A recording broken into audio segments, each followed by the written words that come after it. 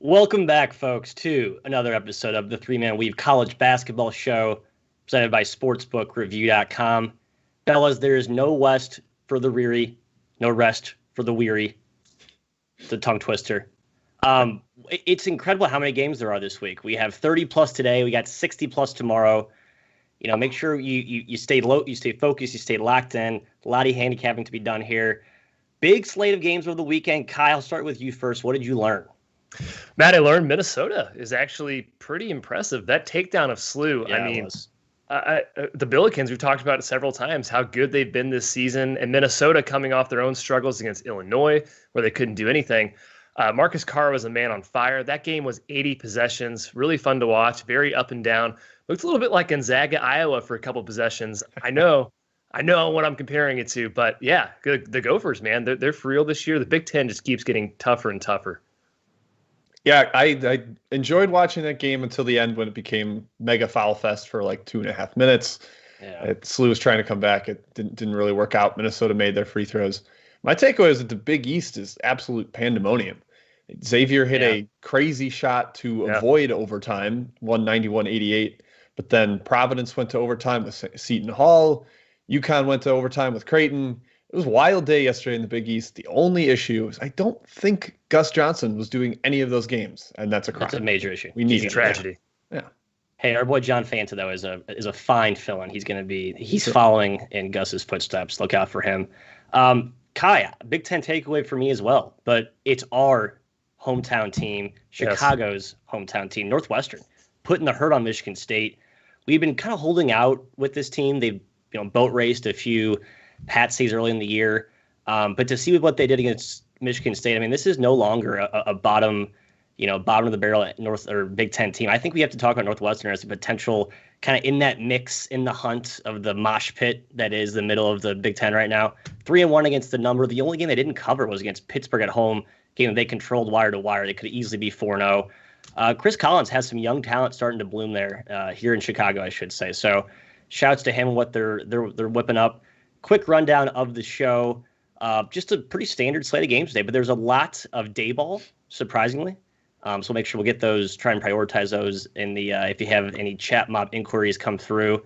Before we begin, quick plugs, sbrodds.com. Again, the link is conveniently provided at the top of your screen as I'm pointing to you right now.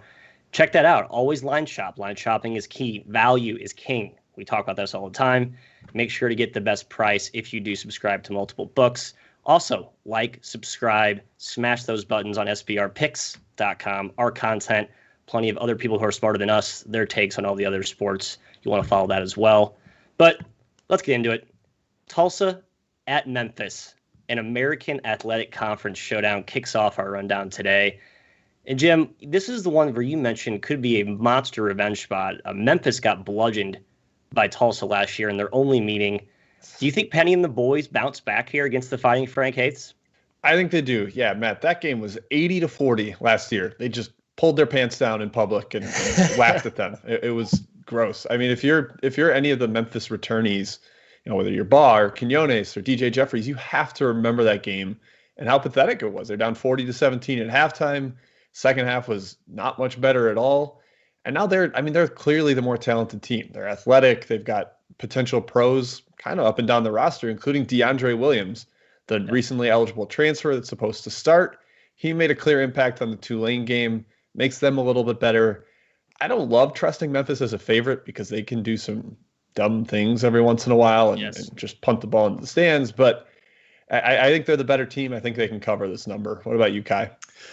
Yeah, we've said it a few times in some matchups earlier this season. Tulsa, it's going to be hard for them to score in this game. They're a really physical team. They control the glass, but Memphis is chock full of athletes, more physical, arguably way more athletic than Tulsa.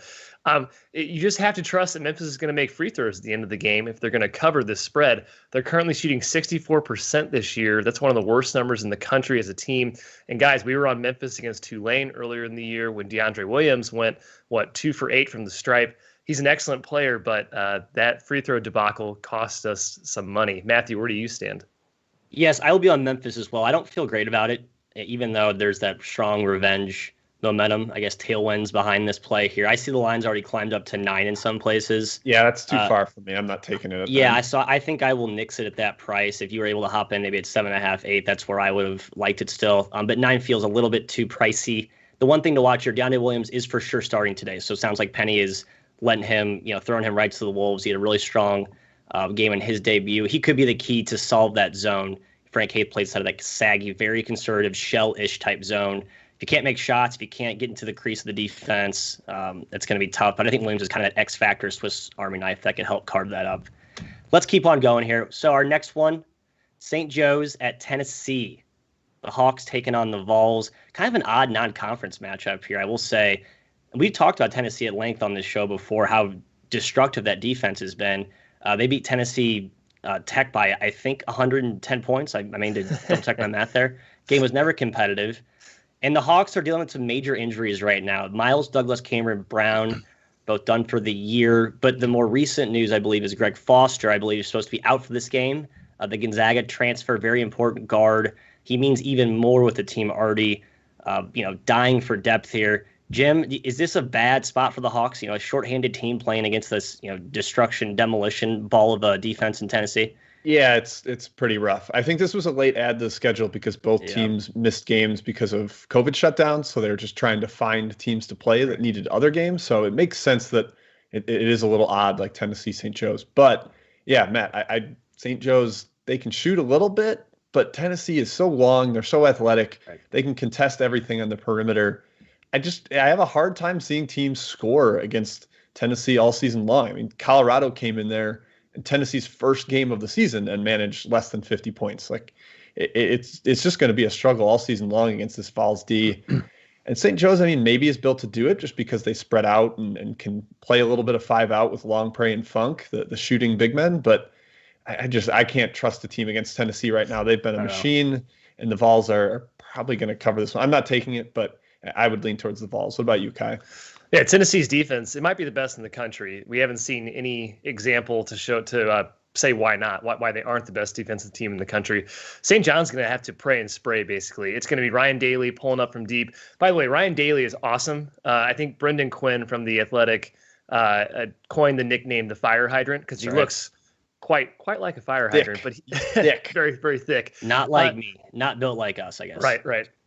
St. Joe's has this weird ability the last 2 years under Billy Lang to hang around against teams they have no business hanging around. Like they beat UConn last year.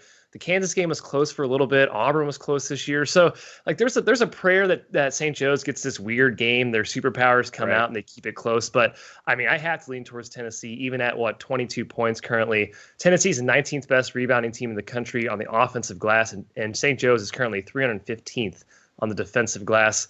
That's going to be a problem for them. So you have to lean the Vols, I think, at 22, 21.5. Yeah, Ky, you talked about how St. Joe's has the propensity to have these random awesome performances. And just the way they play with how many threes they shoot, how fast they play, there's just going to be a wide range of outcomes in their performances. So this is a team that you could easily look at, 10 minutes to go in the game and they're only down 3 and they've made 15 of 30 from 3. But against Tennessee, you're not getting anything inside the arc. This is a game where they probably shoot 40+ threes, and that's not even an exaggeration. So I would be, you're basically betting, if you're betting on St. Joe, you're hoping they make 15 threes tonight. If you don't believe in that narrative, then I would stay away. So that's my 2 cents. Let's go to one more game here and hit some chat mob questions. I want to anoint you both co-chat czars. I got a list, man. I'm on it today. Is it hefty? Should we start now, or should we do one more and come back to it? Do one more, then we'll go to it. Good, because I want to get I have some hot takes on this matchup here. I'm a big fan on the side of our next one on the rundown here. Southern Illinois at Butler. I won't give it away until I let you guys chime in first. But, it's a matchup where, Butler is coming off a very impressive effort, in my opinion, against Indiana, down Aaron Thompson, who remains dicey for this game tonight, apparently. So to see some of those freshmen for Butler emerge could be a sign. Is that foreshadowing more things to come? Or was it more of a flash in the pan? We think they come back down to earth, look more like the team in shambles we saw almost lose to Western Michigan on opening night. Jill, I'll go to you here first. Do you think the Salukis have some value, even if Aaron Thompson plays? Yeah, I think so. I think they're going to be a pretty good dog this year. They're well coached. Yeah. They're really sound defensively. They're going to make Butler work for everything. And yeah, I could see this like young Butler team being a little better as an underdog against Indiana, kind of no one believes in us type of factor. And that was obviously a very big rivalry game. I see them struggling a little more as a favorite. Like you've got to go out and cover double-digit points against a team that can frustrate you and make you really work in the half court. I would not be able to take Butler here personally, even with Thompson. And so if you want to make a speculative bet on SIU that he'll be out and you get a pretty solid value on the line, that might be the way to go here. Yeah, Butler hung tough, guys, with Villanova and Indiana for a while. Like that Villanova game was close until about the last 10 minutes. The wheels kind of fell off eventually, like we hoped they would. And then Indiana, same sort of thing. Butler really hung in there. Surprising considering all their injury troubles they've had. SIU, you mentioned 4-0 against the spread this year. They're 7th in the country, though, from behind the arc. That might be due for some regression. Butler also has had terrible defensive shooting luck. Teams have been scorching them from behind the arc. So there's some trends coming back towards the mean, I think, on both sides. I actually think the spread's pretty much where I'd have it. If Butler's healthy, I'd probably lean towards the Bulldogs. I think SIU's had a bit of a horseshoe up their butt so far this year, even though I do like the Salukis and their coach. I said butt. That's right, Jim and Matt. I actually like the under in this one, guys. I think the total is very low. It's 132, 132.5. I don't think there's going to be a whole lot of points. It's going to be a struggle in this one. So I actually like that over the side. I'll co-sign the under. I'm with you there. Let's take it, Jim. 132. Is that right? Wow. Look at this. I see some 132.5, some 131.5. We'll just call it 132 then. Sounds good. The under makes sense to me. I will be on SIU in this game. I'm kind of taking the lead here, hoping Aaron Thompson does not play. I think it's a very good bet, even if he does. I think it's a fantastic bet if he is out. He means so much to this team on both ends. He initiates on offense. He's a lockdown defender defensively, one of the best in the Big East. I think Jim said it best, though. Salukis, no pun intended, are a great dog. I mean, they're a sound, slow, physical team, and I think they're going to be able to stay neck and neck with the Bulldogs here. All right, Chat Czar, Ky. Yep. It is. All right, we got Bobby. He asked early on about the Vols Joes. We took care of that one. I should have read the outline just like Matt. Khalil, he asked about Texas State, Northern Arizona. Oh, what an exciting game this will be. Gross. Offense, up and down. Oh, this game's going to be gross. This spread's high, guys, in our opinion, but Northern Arizona hasn't been good at all. Matt, which way do you lean? Under. Hard. Under. I'm not the official Undertaker that Jim is, but I think, Jim, what do you think? I think I have the right side there. Yeah, I think you got to go under. These teams' offenses are terrible. They both like to play slow. It's at altitude on a neutral site in Denver. This game is just trash. Terrible. So, Chat Mob, do you have any intel on Marlon Davis, point guard for Texas State, or one of their key league guards? I watched the game against, I believe it was Corpus Christi or NOLA. I'm blanking on who they played. They crawled the ball up the court. So I just think without a key player like that who can initiate offense, we've seen a lot of teams slow it down, really deflate their tempo. And so if he's out again tonight, this should be a really good side. Yep. Also love the under. Also love Northern Arizona. Well, I like Northern Arizona. You cannot love Northern Arizona. You're not allowed to love that season. team. No. Let's go on to Jared. He asks about both Baylor and Gonzaga. There's some crazy mismatches today. There's like 3 or 4 40-point spreads out there today. Baylor is playing, help me out, guys, I think Pine Bluff. Peanut butter. Yes, sir. Yeah, peanut butter. And Gonzaga is playing Northwestern State. Frankly, I think they both cover. I'm just going to take the big favorite and, hopefully count my winnings. Ky, do you think there's anything to Gonzaga is playing Northwestern State again tomorrow? They're playing a back-to-back to get 2 games weird. In. Are they going to be nice to him the first one, do we think? I don't know. So Northwestern State, by the way, is not like the most brutal team in the world. I just don't think they're anywhere close to Gonzaga. Obviously, it's a 40-point spread. But, Jim, I don't know. I think they're just too good. They'll accidentally make shots if they're trying to take it easy. The problem is that they just play too fast. Northwestern State wants to get up and down, and we saw Gonzaga put on a clinic on how to play transition offense against Iowa. 169, 171. Like, it's way, way up there. And Ky, you mentioned both favorites in the Baylor-Gonzaga matchups. I see 39.5 up to 42 on Baylor Pine Bluff. I see Gonzaga open 36 now up to 39 in some places against Northwestern State. So it sounds like there's some larger money behind the scenes. Agreeing with you on that one. All right, let's go to Andrew. Vermont, UMass Lowell. Vermont, first game of the year. UMass Lowell coming out of quarantine, I believe. We're big Catamount fans, but I think we're going the other way. Is that true, Jim? Yeah, first game for Vermont. UMass Lowell also coming out of a COVID shutdown themselves. But, Lowell's been pretty solid this year as an underdog. They knocked off San Francisco. They've competed most other games. I think they hang around in this one. Vermont still trying to find its footing in the first game of the season. And they lost Bernie Andre, the versatile transfer never actually played for them. But I think that, trips them up a little bit. +9 at home. I'll take the Riverhawks in this one. Yep, all in the Riverhawks. They get first game of the year. Great spot to fade Vermont, who I think will be good by season's end, but right now is not the time to be on them. Nick asks about SIUE and Eastern Illinois. Panthers on the road there. 3.5, I think, is a spread. They're favored. Don't really love either team this year. Matt, do you have a take? Not really. I think this line, so I made this line Eastern Illinois 3, and I see it's posted or painted at 3 right now. So, yeah, 3, I think it opened a little high at 4.5. Now I think it's been bet down the right side. So I'll probably stay away here. Moving on to Bryant, Massachusetts. This is an extra game from J-Man. Jim, what do you think? Well, this is my best bet, so I can either give it now or say it later. What do we think? Nope, we'll say it later. That's on me. I pulled the Matt. Nick, I will say the over. I like the over there. Over. All right, Matt. Thanks for taking my best bet. No, I'm just saying that's my pick. You don't have to spoil your best bet. Yeah, that's why I like the over. Matt, you have to realize that if you say it and it gets bet up 2 points, then I have to take a worse line. You idiot. Say it now. Say the best bet now. I like the under. My best bet is Bryant over. I'm looking at a line currently of 160. That's what I will take. Oh, God. That's Matt. 20% me, 80% you. We'll move on to Nick. Let's put that 50-50.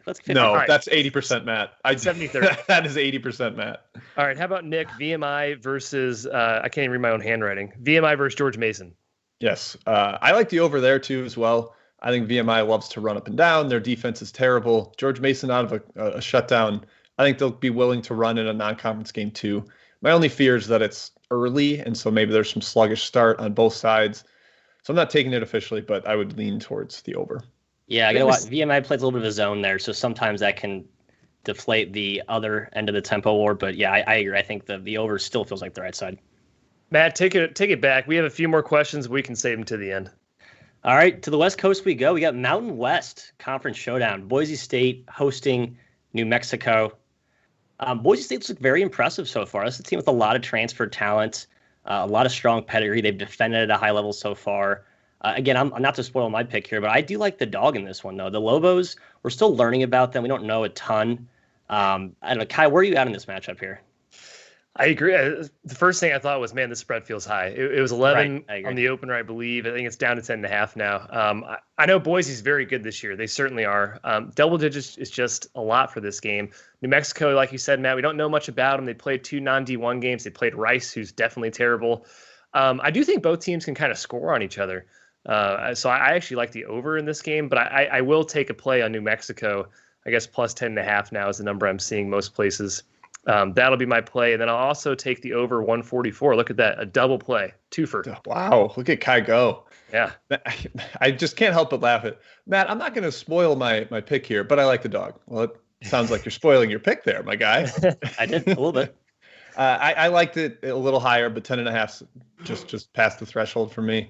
I want to see a little more of New Mexico before I fully trust them in a spot like this. Boise could be a little shorthanded. Marcus Shaver has not played lately. Not any real update on his status, and they're waiting on a couple waiver guys, Donovan Ivory and Devonair Dutrive, and reports are that they aren't quite totally cleared despite the blanket waiver that was given out by the NCAA, so keep an eye on that. Yeah, I just want to add that these two teams will play again Wednesday, so it's again, this is Mountain West doing a little bit of the same back-to-back rematch type of scheduling setup that a lot of the smaller leagues are doing as well. So I'm not sure how that plays into the handicap. Maybe you could argue the dog here, which is where I lean the Lobos. Maybe if it's a larger deficit late in the game, they might throw in the towel knowing, oh, yeah, we get this team on Wednesday. We'll just come back. They won't be as competitive all the way through. Could be nitpicking, but just something to be aware of as you look at this game more closely. All right, next up, Texas A&M hosting Wofford. Another fun little non-con showdown here. Man, those pesky Terriers are garnering all kind of respect from the odds makers. And I think rightfully so. I mean, they're only giving 6 points on the road against a Big 12 team. Jim, I know you think this line is short. Why do you like the favorite in this one? I don't love the favorite. I think Texas A&M is going to be a bad favorite all season long. They don't have a ton of offensive firepower. And I think Wofford will be a pretty good underdog. If you talked about the Salukis as a dog, the Terriers also, a barking puppy, I would say. But I do think the line's a little short. I just think Texas A&M's a little better. Better enough that I would lean towards them on that number, but I would bet it small if you do, just because the situation of A&M as a favorite, Wofford as a dog doesn't feel great to me. Ky? Yeah, I was hoping the spread would come out higher because Wofford's very good this year. They've covered 3 straight. They certainly looked way better than we expected coming out of quarantine against Richmond in that first game. And then A&M might just be bad. TCU blew them out. They barely beat Tarleton, let alone cover in that game. It sucks my number kind of leans towards A&M because I really wanted to bet Wofford in this game. They can handle the ball pressure that Texas A&M likes to put in the half court. So I frankly lean towards Wofford just from a gut perspective, but from a number perspective, I actually lean towards the Aggies. Maybe there's something to them dominating the glass. I don't know, Jim, because like you said, Texas A&M is a favorite, Wofford is a dog. That scenario in my head's like obvious, right? Exactly. Yeah, Wofford also getting healthier. Last 2 games, I got some key pieces back. Ryan Larson in particular, he was a starter last season. He's played the last 2 games. So actually, Wofford's price may still be climbing, right? Their value may still be rising here. I will stay away. I have no real take on this game. I love the Terriers this year. Just kind of a small spread, which I was getting more points. All right, our last game here on the rundown, and we'll get back to some more chat. Oh, Maddie, we've got 2 more questions, or 2 more on the rundown. Oh yeah, we do have 2 more on the rundown. That's right. I'm disrespecting the OVC showdown there. The arch rivalry of Matt VV outline continues. The outline is undefeated and will forever be. Little Rock at Missouri State is our next matchup here. The Bears, another team that's only played 1 game, I guess 1 D1 game since getting a late start to their season. Little Rock, on the other hand, is a team that we were all very high on. Ky, I know you are the Sun Belt guru here. You anointed them the Sun Belt champions preseason. They are 1-4 against the number this year. Did not look very good in that round robin neutral site tournament a couple weeks back. Is this a bounce back spot for the Little Rocks? I hope so, and I think so. Initially, they started off as a dog. I thought wrong team favored. I would have Little Rock favored in this game. They actually switched to -1. I'm seeing some pick out there, maybe some buyback from Missouri State a little bit. That's fine with me. Gage Prim versus Root Manyang. That is the matchup in this game, big man matchup. Yeah. Manyang, Defensive Player of the Year in the Sun Belt, preseason Player of the Year. Hasn't been that good this season yet. And then Gage Prim is an absolute monster for Missouri State. That's going to be a fun one to watch. Hopefully Manyang can handle Prim at least somewhat inside. I love Marquise Knoll for the Little Rock, their point guard, their 5'7" guard up front. He's awesome. Darrell Walker, for me, is a light years better coach than what Dana Ford is doing so far at Missouri State. So I love Little Rock in this game. I will be taking them. It's actually my best bet. So I think it's -1 most places, even though there's some pick out there, even some +1 at some other books. But I'll go -1. I'll take the worst line and put my money where my mouth is, right? Look at Ky. What a sacrifice for the people. Such a nice guy. I watched a bunch of Little Rock early in that tournament at Louisville, and I was really unimpressed. I mean, if Marquise Noel's not hot, they can't really score. I mean, Marich is a nice little post option. He's got a great little baby half hook.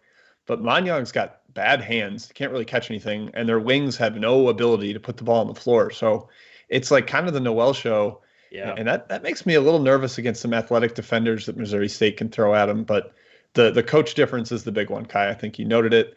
I think Walker's excellent. I think Ford squandered a bunch of talent last season, and it's hard to trust him in this one. So, yeah, I like Little Rock here as well. I will lock it in with you at -1. Yeah, Missouri State, watch out for Jared Ritter, lights out shooter. I think he had 6 threes in their opener there. So this Missouri State team has talent, right? It just was last year an anomaly. Yeah, for sure. Did they figure it out this season? We don't really know. Dana Ford's a coach we liked before he got to Missouri State, and he's sort of soured in our minds lately. So, again, a lot of unknowns here. Again, the variability is why I'm staying away. So no take for me on this one. Our final matchup of the rundown, OVC showdown here. Murray State headed to Austin Peay. The Governors have been, I wouldn't say a disaster, but pretty damn close to it, given the expectations that they entered the season with. I'll say it. They've been a disaster. Okay, thank you. I'm just way too nice to cut it like it, to say it like it is. Yep. If anyone has any intel on Jordan Adams' injury, please let us know, chat mob. Austin Peay star point guard, or star league guard, I should say, potential player of the year caliber. He actually tested the NBA draft order, so he's that good. Obviously, Terry Taylor is their true alpha, but that 1-2 punch is critical. If Adams is not playing tonight, I want no part of the Governors. If someone could confirm to me Adams was going to play at 100%, I think they have some value as a dog here. I believe the spread's around 4 right now. Ky, do you have any strong takes on this game? I don't want to bet Peay. It's actually come down, Matt, to 3.5 from 4. Okay. So I'm guessing Adams must be in for Austin Peay. Obviously, this was a 30-point game, right? Last time these two played. Absolute bloodbath. Austin Peay's 0-5 against the number. I mean, I don't know what this team is doing this season. They have one of the best players in the entire country in Terry Taylor, not just mid-major realm. So I don't get it. But I'm not confident enough in a bounce back here to take 3.5 or 4. That just seems too small. Murray State's a good program, Jim. Yeah, Austin Peay could just be broken, and Murray's been solid enough that I would be fine backing them. The spot sets up for Austin Peay, but I don't really know how you trust them at this point. They aren't defending anything. They seem like they've got some ego issues where they're not really playing together offense, not playing up to the talent level that they have on the offensive end. So yeah, this is a hard stay away for me. I will take Peay small. I'm learning my lesson with some of these teams who I claim to be buy lows, but in reality, they may just be broken with no end in sight to their plummet. Washington, looking at you, talking directly to you through the camera. I don't know what that effort was last night, Mike Hopkins, but disastrous. So you can make the buy low claim all you want, but be careful because some of these teams are actually still on a downward spiral. Austin Peay could be in that camp. I will be on them small, just because, like Jim said, they might truly be a broken squad. All right, let's go to best bets here. Ky, start us off here. I know you just teased it, but just go ahead and give it the old stamp of reinforcement. Yep. Once again, Little Rock -1. I hope Manyang is up for the challenge against Prim. That's all I have to say about that. Yeah, they might even have to throw Marich at him because Manyang is thin and Prim is like this brick house that they play through. Yes.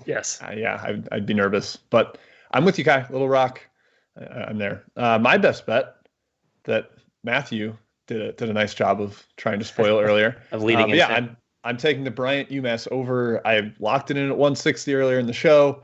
It is already higher than that at this point. This game was not on KenPom initially when it opened at books, and the line I think opened at 150. I saw it at 154 at Chris, and that was just silly. So both these teams want to play fast. They're both better offensively than defensively. They're both young. I think that sets up great for the over. Yeah, and it's a non-con game too, so I think there's no like that tight. This game really means the world to us feeling from Bryant. They'll go 150 miles an hour with no, they'll throw the brake pedal out the window on this one. In Massachusetts, they played defense sort of ad hoc, not a very consistent defensive team. I'm going to follow the Undertaker, Jim, with my best bet here. Yeah, Charleston. Matt, what you got for us, baby? Charleston, Georgia State, under.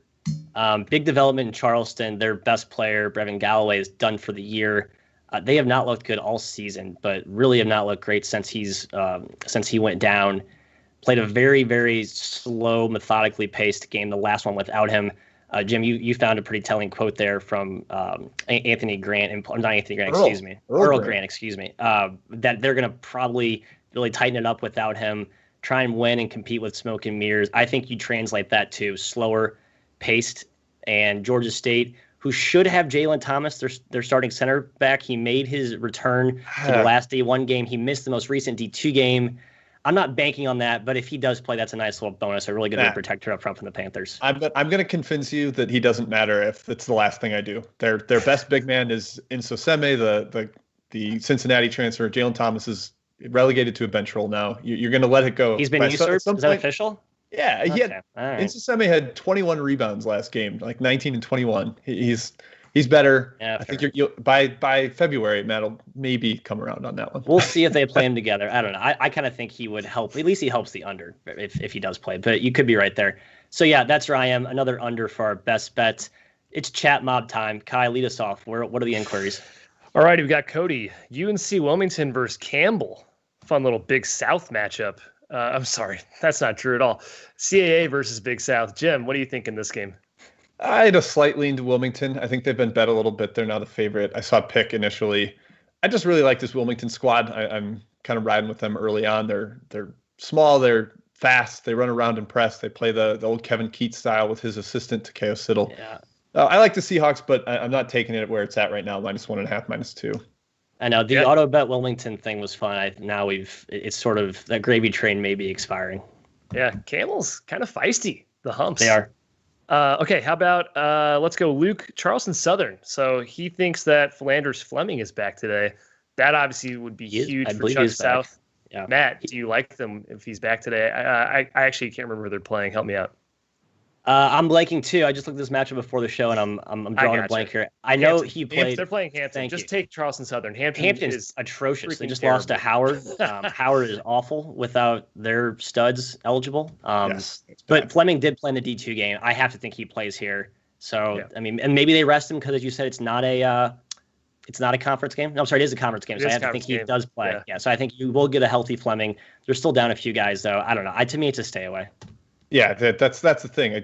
Charleston Southern has not played since the 8th. They had their own little COVID shutdown, I think, and are beat up. So this is the hardest of stayaways. I couldn't trust either team anymore, or any less, I should say. Job asked about Clemson Moorhead total. So a very specific question. Any takes in the totals, guys? I had none on either side in this one. I mean, I guess Moorhead doesn't score much, but it's a low number. It's justifiably low, yeah. So I can't recommend anything there. Yeah, I actually made the number higher. I almost took the over just because I felt like the line was ridiculously low, but 126. I don't know. Moorhead will turn the ball over a lot in this game, so maybe that leads to some runouts and quick baskets for Clemson. So I guess I'll stick with my over lean, but I won't make it an official play. Got 3 more here. Hoop Mixtape asks about Kansas State, Jacksonville. I'm on the dog. Let's go Dolphins. How about Jim?